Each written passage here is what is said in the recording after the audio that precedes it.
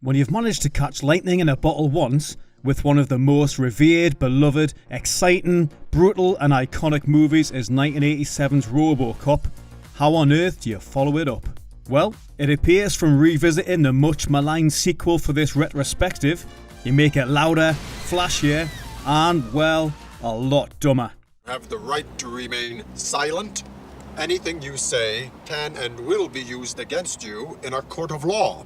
That's not to say that RoboCop 2 is necessarily a bad movie, it's just that it had some very broad and metallic shoulders to follow. So that's right, we're travelling back to dystopian Detroit for the sequel to Paul Verhoeven's classic original to see what the late great The Empire Strikes Back director, Irvin Kershner, could pull out of the bag for the much anticipated sequel. When trying to replace a director as edgy and formidable as Verhoeven, it was certainly wise to pick somebody who had arguably delivered the greatest Star Wars movie ever made with Empire. But was he perhaps too safe a pair of hands to deliver what fans were hoping for with RoboCop 2? Well, get ready to save an infant from a crazed gunman, dive headfirst through the glass of an armoured truck. Actually kids, do not attempt that one, and put out that damn cigarette, as we're about to find out here on Revisited. Thank you for not smoking.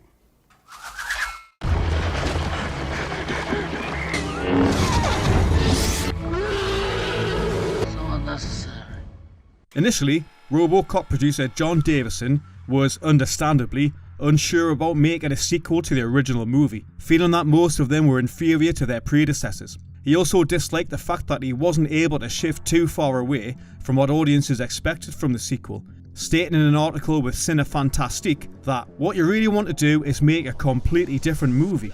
But if the audience had a good time at the first movie, they want to repeat that experience. So you don't want to make it too different. It's a fine line. Davison was also stuck in a dilemma between going full steam ahead on RoboCop 2 or producing Warren Beatty's screen adaptation of the Dick Tracy comics. In the end, he chose to serve the public trust, protect the innocent, and uphold the law again, as he felt that the dystopian world of RoboCop was more his domain, and that Dick Tracy belonged more to Beatty. Therefore, the key aspect of getting the film into production was locking down a suitable script, and in September 1987, RoboCop screenwriters Edward Nehemiah and Michael Miner began drafting the sequel with a strict and tight deadline of December 31st insisted upon by distributor Orion Pictures. Their script, entitled RoboCop 2: The Corporate Wars, was set 25 years after RoboCop is blown apart by a thief while trying to foil a bank robbery, and is revived in one of a new line of plexes made out of former cities by an entrepreneur called Ted Licker. The script would expand upon the original film's depiction of consumerism greatly, with residents of the new high-class plexes eating at the exclusive Leisure Gold, where they're catered to by subservient droids. There would even be brothels with sex bots to satiate their every desire. I'd buy that for $1. While the media landscape is filled with news blips, mood-enhancing drugs, and an influential rapper from space called Moondog. Nope, really, that was the plan. However, in March 1998, a 5-month strike by the Writers Guild of America began, and the length of it meant that unfortunately, Edward Nehemiah and Michael Miner were fired for breach of contract. For the sequel to still go ahead, Orion had to sign a waiver to develop other RoboCop scripts, and before he was fired, Nehemiah suggested Alan Moore and Frank Miller. Moore passed, but Frank Miller accepted the challenge and began a writing process that saw him produce 4 drafts of the script for Orion. He had initially been hired to write RoboCop 3 before Nehemiah and Miner's firing, and once the pair had left, he took on the daunting task of following up RoboCop. Miller's script was not too dissimilar to The Corporate Wars, with several aspects remaining the same. Consumerism, entrepreneurs trying to buy governments, poor citizens caught in the crossfire. However, Orion rejected the script, claiming it was unfilmable, and subsequently turned to the screenwriter of violent western The Wild Bunch, Waylon Green, to step in and assist with the creative process. All was not lost for Miller's original vision of RoboCop, however, with the legendary comic book writer using his treatment as a story of his own RoboCop comics that were published in the early 2000s. Much like with the first movie, producer John Davison had issues with persuading suitable directors to take over from the inimitable Paul Verhoeven, with someone keen on following up the Dutch auteur style and others simply not wanting to direct a sequel. Who can blame them? Despite the original being widely marketed as a kids movie, I mean, who didn't have a RoboCop lunchbox when they were 11? The resultant film was the perfect film in many ways, and the idea of messing up the sequel to such an iconic classic must have been daunting. Oh, yeah. Go get him, boy. Davison first turned to his friend and 1986's River's Edge director, Tim Hunter, believing his dark sensibilities and realistic tone with actors is being perfect for the sequel. However, Hunter's ultimate vision of the movie being an entirely dark, gritty movie like the original was at odds with Miller's intention for the film to be dark but also humorous, and as a result the script was tonally uneven. However, 11 weeks before filming began, Hunter left the project to be replaced by Irvin Kershner, whose massive success in that galaxy far, far away was seen to bring some much needed gravitas to the project. However, trouble was brewing for the production in the form of the dictatorial Orion Pictures, who forced the movie into a rush production, going against the advice of Kershner, Miller, and some of the actors involved. According to departing writers Nehemiah and Miner, Orion based their decisions on what they believed was best for business first and narrative second. Returning star Peter Weller has since claimed that the movie did not have a sufficient third act, and that Orion's stance was that the monster is going to be enough. Well played, Orion. Despite completely owning the role of RoboCop in the 1987 original, Orion were initially skeptical about bringing Weller back for the sequel, and the star himself also had reservations about stepping back into the Robo suit for the sequel. He felt that Nehemiah and Miner's script was too cartoonish, lacked sufficient tension, and that it didn't really add anything new for the character to say.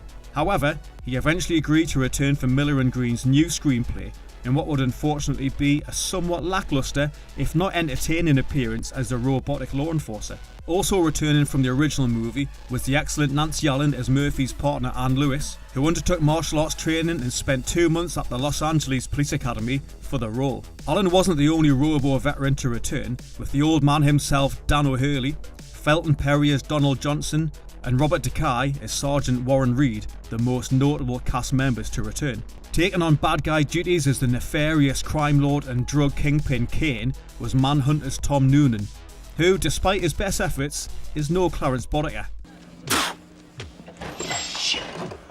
Just give me my fucking phone call. While production went through several script drafts, the plot eventually settles on a return to the near future. Dystopian Detroit, where the killed-in-action cop Alex Murphy is still struggling to come to terms with being reprogrammed as RoboCop. The police are in danger of being defunded by evil mega conglomerate Omni Consumer Products, otherwise known as OCP of course, while at the same time Noonan's cult leader Kane is attempting to take over the streets himself by pushing a highly addictive drug called Nuke. RoboCop doesn't just have his own struggle with his mortality to contend with, but also his own replacement as a rogue OCP member creates a new, evil RoboCop 2. As mentioned earlier in this video, RoboCop 2 isn't necessarily a bad movie. Of course, it has nowhere near the quality, humour and panache of the original, but despite this, it's kinda hard to dismiss the movie as a failure and to dislike outright. Sure, it suffers from the dreaded studio interference that we touched upon earlier, and also had to endure a potentially crippling script writing process to boot. Freeze. Nobody move. This is a bus. However, it does feature some genuinely fun sequences that are at least entertaining to watch, such as the scene where a couple of the RoboCop 2 prototypes commit suicide in a satisfyingly grisly way. The political backdrop of OCP plotting to buy control of Detroit so that they can ultimately rip the entire place up and build the long gestating Delta City is also an intriguing, if undercooked, side plot. We also get to see Peter Weller do his best to bring fresh life into the role of RoboCop again, despite some awfully dumbed down moments. Isn't this a school day? The introduction of Belinda Bauer as the devious Juliet Fax is a welcome addition to the cast, which is lucky as she gets plenty of screen time. Also, a welcome return from the first movie are the sporadic but wonderfully droll newscasts and TV commercials that, while not as clever as those in the original movie, still offer some genuine levity to the narrative. The best example being the malfunctioning Ed 209 and a fun nod to the Ed 209 vs. Stairs incident in the first movie. However, despite all of the aforementioned highlights in the film, it still falls frustratingly short of being the worthy follow-up to Verhoeven's cult classic that it could so easily have been. Again, this is ultimately due to the aforementioned troubles during the script writing process, with a ton of ideas being introduced but never fully explored. There could have been real emotional heft and drama to be mined from Murphy's pining for his family, especially after this was so well handled in the first movie. What we get though is a brief encounter with his wife, which does at least answer a few questions, but does so without any real meaning for the rest of the film. There are so many loose ends not sufficiently tied up in the film. OCP bankrupting the city so they can buy it cheap, the city-wide police strike that goes nowhere. RoboCop even gets torn apart and reprogrammed with hundreds of new directives, but almost instantly resolves this by electrocuting himself, forcing a successful Windows-style reboot and reset. While this is all going on, we're still left with a mostly game cast, but special mention must go to the most annoying character the movie introduces, Kane's 10-year-old henchman Hob. Probably to try and appeal to that, totally appropriate younger audience the marketing for some reason appeals to. For some inexplicable reason, Kane, who's a much feared drug kingpin, allows a pre-pubescent kid to hang around his gang, swearing like he's in a Scorsese movie. You look a little out of breath, bitch! And being all edgy. When Hob mercifully gets killed later in the movie, are we supposed to feel any sympathy for someone who's been nothing but a loathsome little the entire film? Also, is it really appropriate to have a character such as Hob appear in the movie? The RoboCop franchise doesn't need a gun-toting kid as a gang member to make it gritty. It's just bad writing. While RoboCop 2 does have some merits, it feels like the studio had nothing but dollar signs in their eyes and delivered a movie with a lucrative franchise in mind and not what should and could have been a meaningful second chapter for Murphy and co. And don't get us started on the most ridiculous moments of robo-humour. A rolling stone is worth two in the bush. Go a refrigerator, peckerneck!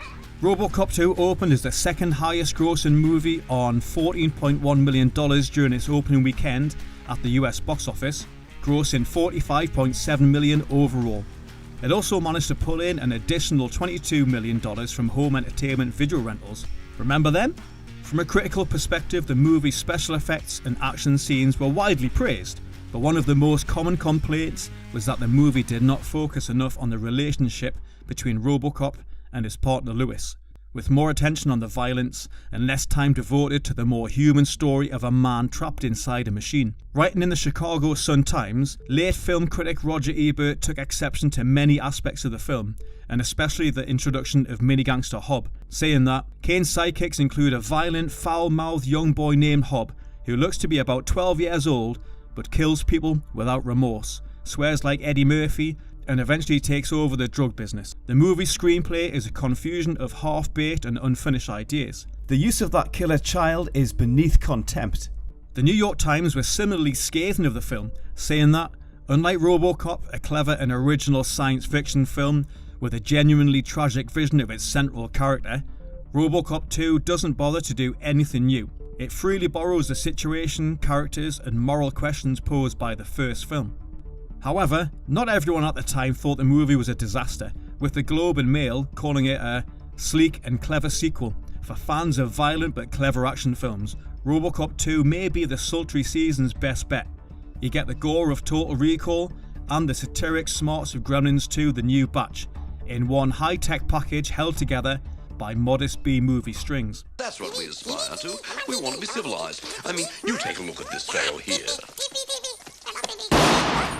Just like the first movie, RoboCop 2 also spawned a video game to coincide with the movie's release in 1990, with it again being a platform shooter for the then popular Commodore Amiga and Atari ST consoles, as well as the classic NES, Game Boy, and ZX Spectrum. Nothing could beat a bit of Chucky Egg 2 on the old 48K Spectrum though.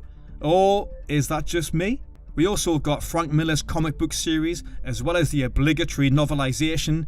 So, despite everything this video has thrown at RoboCop 2, what is your view of the movie? Did they do justice to the original in any way, or was the introduction of characters such as that little Hob too much to bear? As usual, let us know in the comments below. Also, our foray into the dystopian world of RoboCop is far from over, dear viewers, because despite the overall misfire of RoboCop 2, surely Orion Pictures learned from their mistakes and delivered a masterful third act to truly send RoboCop out on a high, right? Well, that's a story for next time here on Revisited, but don't get your hopes up on that lightning being bottled again.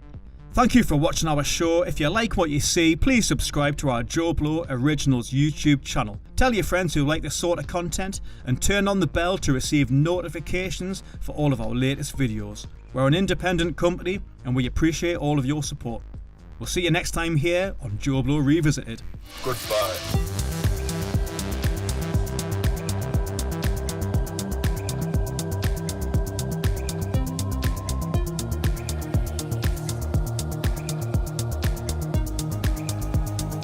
Thank you for clicking on our video, everybody. If you like what you saw here, make sure you like the video and subscribe and share with your friends who like this sort of content. We're an independent company and we appreciate all of your support.